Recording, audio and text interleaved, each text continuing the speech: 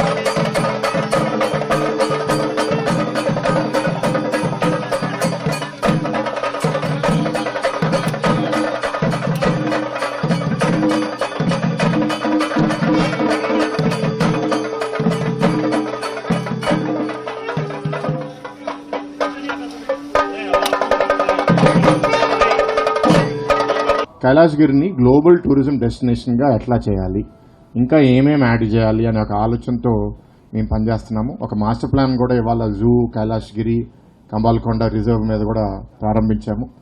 అది వచ్చిన తర్వాత వరల్డ్ క్లాస్ డెస్టినేషన్ అంటే ఇక్కడ వస్తే విశాఖపట్నం ఒక 4-5 రోజులు అన్ని విధాలుగా ఎంటర్టైన్మెంట్ కోసము, టూరిజం కోసం, స్పిరిచువాలిటీ కోసము అన్నీ చూడడానికి, అన్ని అనుభవాలు అనుభవించడానికి ఒక డెస్టినేషన్గా విశాఖపట్నం అవ్వాలి అనే ఆలోచనతో మేము పనిచేస్తున్నాము. దాంట్లో భాగంగా ఇవాళ ఈ త్రిశూల్ ప్రారంభించడం మాకు చాలా ఆనందంగా ఉంది. విశాఖపట్నం నగరాన్ని అత్యున్నత నగరంగా గౌరవ ముఖ్యమంత్రి గారు ఆయన పరిపాలన చేసినటువంటి ప్రతిసారి కూడా ఏదో ఒక మార్క్ తీసుకురావడం జరిగింది. టూరిజం కూడా స్పెషల్ ఫోకస్ అనేది విశాఖపట్నంకి ఇవ్వడం జరిగింది. ఇక్కడ ఈస్టర్న్ ఘాట్స్ అనేవి సీకి దగ్గరగా కనెక్టివిటీ అవుతుంది, చాలా బ్యూటిఫుల్గా ఉంటుంది. ఆ బ్యూటీని ఎంజాయ్ చేయాలంటే ఖచ్చితంగా కైలాసగిరిని నుంచి చూస్తే చాలా బాగుంటుంది అనిపిస్తుంది. మరి అలాంటి ఈ కైలాసగిరికి అత్యున్నతంగా డెవలప్మెంట్ అనేది గత సంవత్సరాలుగా జరుగుతూ ఉంటే ఈరోజు ప్రత్యేకించి త్రిశూలం కనిపించేలాగా చేయడం ఖచ్చితంగా ఒక వైజాగ్కే ఒక మంచి ఒక ల్యాండ్ మార్క్ అవుతుందన్న విషయాన్ని మీ అందరికీ తెలియజేసుకుంటారో తెలుసుకుంటారు. ఆల్రెడీ ఇక్కడ రోప్వే ఒకటి ఉంది, జిప్ లైనర్ స్కై ఉంది, sky cycling, glass sky walk, Telugu museum ఉన్నాయి.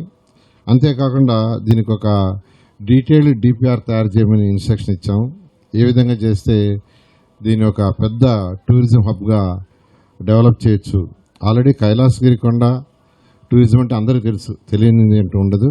రిక్వెస్ట్లు అన్ని తీసుకొని వాటన్నిటిని విఎంఆర్డి బోర్డు మీటింగ్లో డిస్కస్ చేసి వాటన్నిటితో ముందుకు పోవడం జరుగుతుంది.